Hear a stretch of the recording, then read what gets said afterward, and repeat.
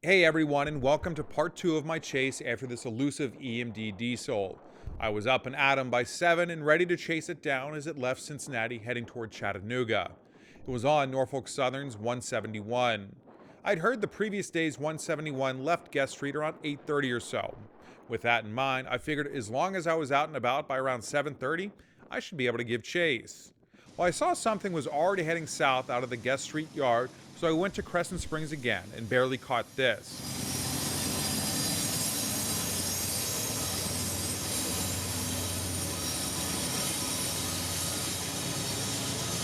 Not the train I was hoping for, but I could see on ATCS another train was lined north into Guest Street. So I figured I'd be going that way anyways. I set up just south of the Ludlow viewing platform at a little pullout for trails to watch this train come through. If you've watched any of my other videos, you probably know I'm a big fan of bridges. I've never really got a good shot of this area before, so I figured I had a few minutes. Let's go for it.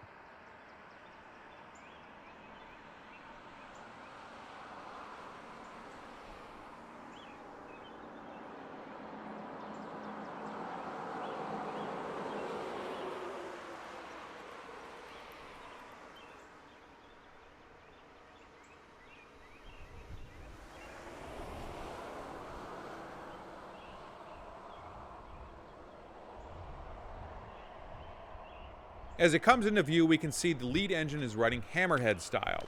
It was nothing but Herzog hoppers.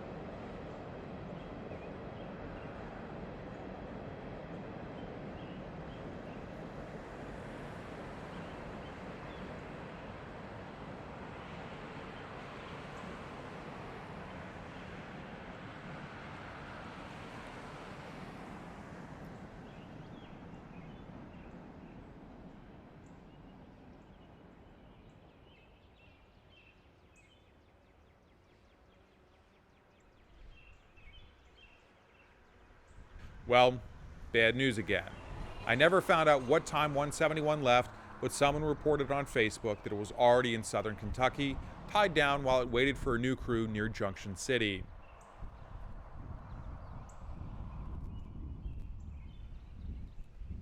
After some questions and some very helpful folks on Facebook, I was able to figure out where it was and made the 2 hour drive. I kept checking Facebook along the way to make sure the crew hadn't been called and this was all for nothing. Sure enough, it was still there. I knew it was in the number 3 position, so I didn't expect to get great pictures of it. Unfortunately, it was too windy to put my drone up and get closer to it. I did take several still pictures, so let's have a look at those. What do you think? Do you like these older, sleek, and smooth diesels, or are you a fan of today's big locomotives? I think they look great, but certainly can see why today's diesels are the way they are. This was on its way to be part of an excursion passenger train. This wouldn't leave until later in the day, I would find out, but I did get to see some action while I was here.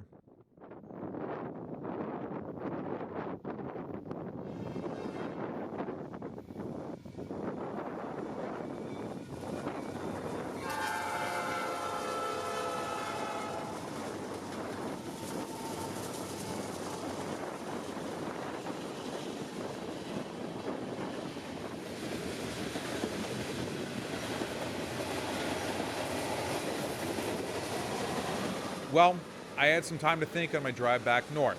I saw something heading southbound on the ATCS and decided to stop in Lexington.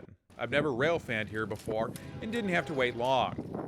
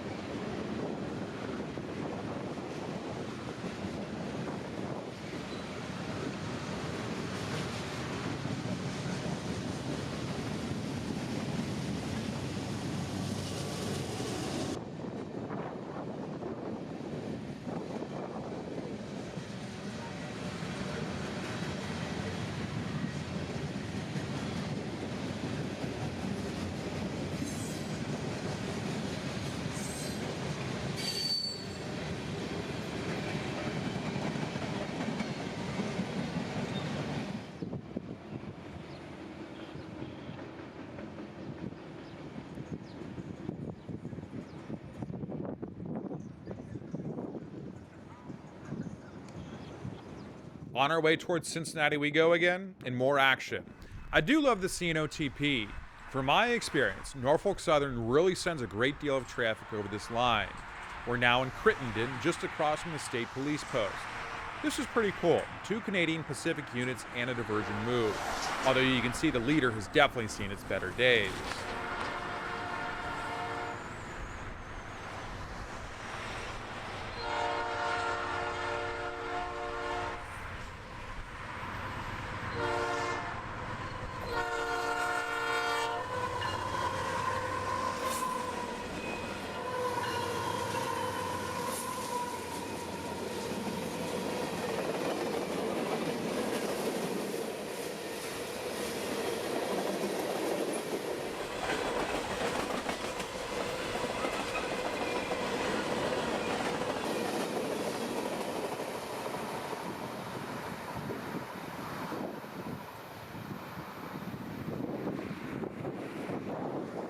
Once it cleared, the southbound signal lit up green. What manifest would I see next? Well, I guess this still counts, right?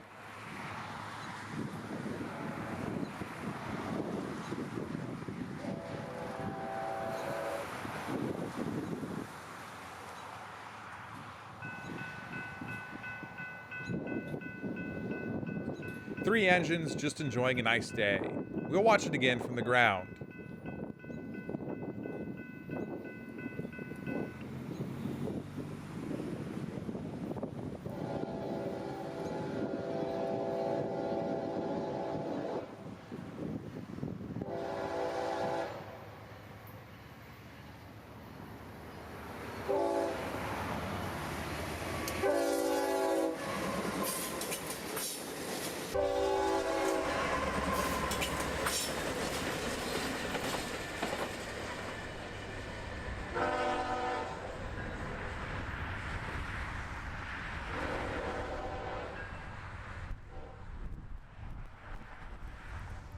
Our next stop is Walton, just north of here. I like this line because Dixie Highway parallels it until pretty much Lexington, so it's easy to find a decent spot to watch. That Canadian Pacific leader had to wait while this southbound came through.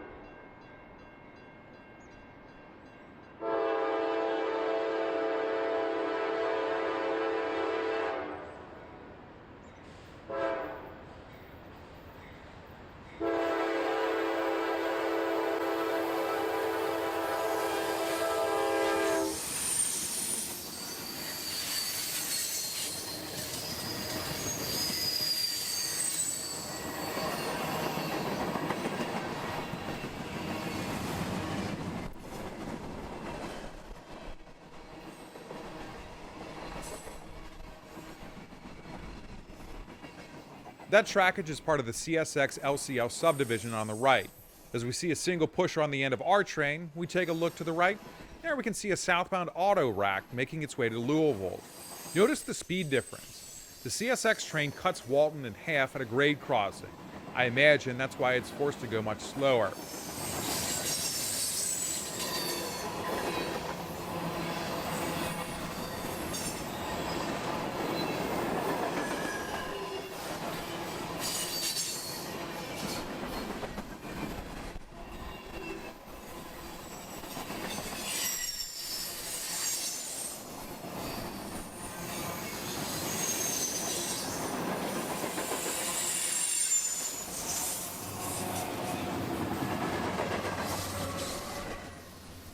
And as our train finishes, I turn our cameras around to catch the CSX.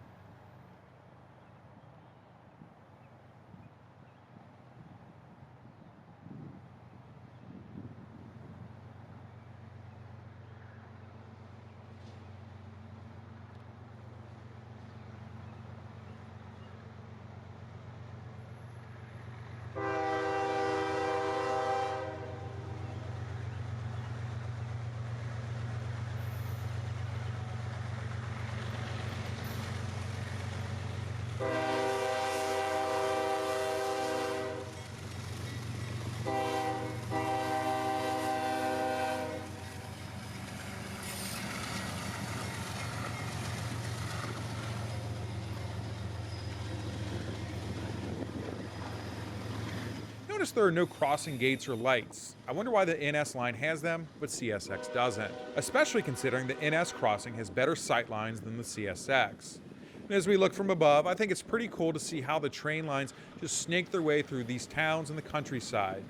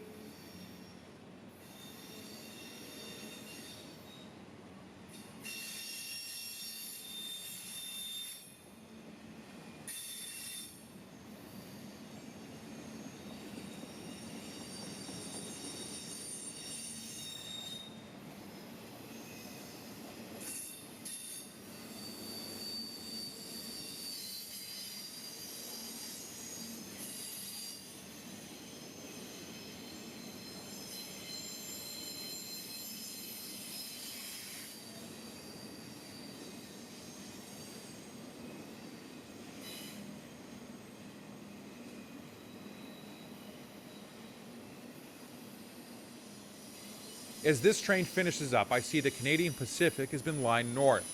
I think I have one more stop in me, so we'll finish our day at Richwood. Once those engines go by, we'll get a look at the overpass being constructed.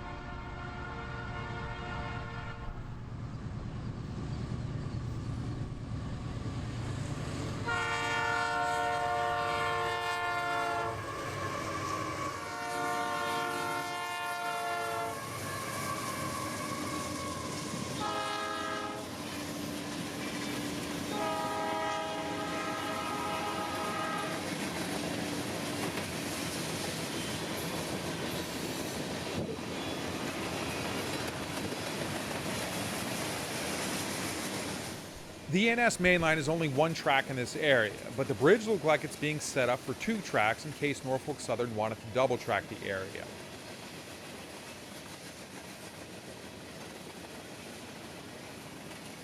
Well, that's about it. I hope you had fun over these past 2 days.